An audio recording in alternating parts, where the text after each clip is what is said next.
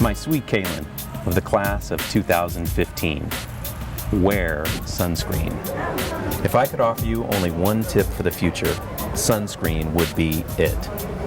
The long-term benefits of sunscreen have been proved by happy people the world over, whereas the rest of my advice has no basis more reliable than my own meandering experience. I will dispense this advice now.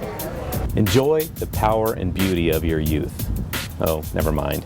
You won't truly understand the power and beauty of your youth until they have faded. But trust me, in 20 years you'll look back at photos of yourself and recall in a way you can't grasp now how much possibility lay before you and just how truly marvelous you looked.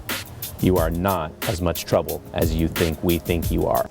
Don't worry about the future, or worry, but know that worrying is as effective as trying to solve an algebra equation by chewing bubblegum. The real troubles in your life are apt to be things that never cross your worried mind. Things that blindside you at 4 p.m. on some idle Tuesday. Do one thing every day that helps someone else. Sing. Don't be reckless with other people's hearts, and don't put up with people who are reckless with yours. Pray. Don't waste your time on jealousy. Sometimes you're ahead, sometimes you're behind. The race is long, and in the end, it's only with yourself. Remember the compliments you've received. Forget the insults. If you succeed in doing this, tell me how. Keep your old love letters.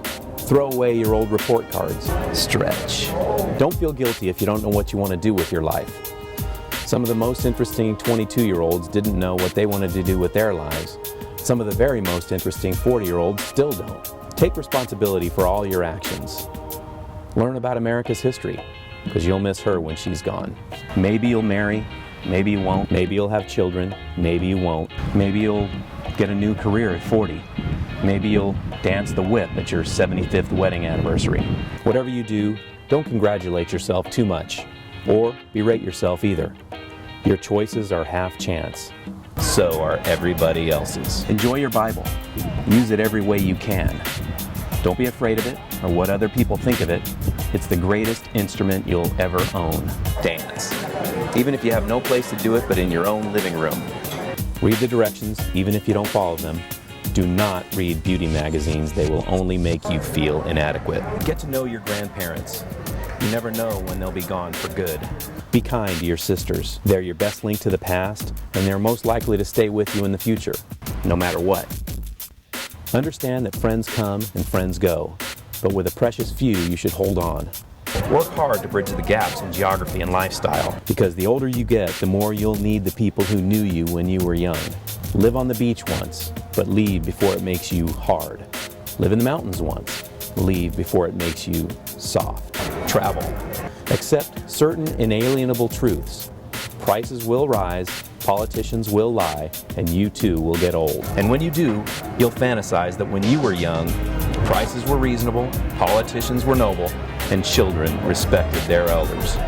Respect your elders.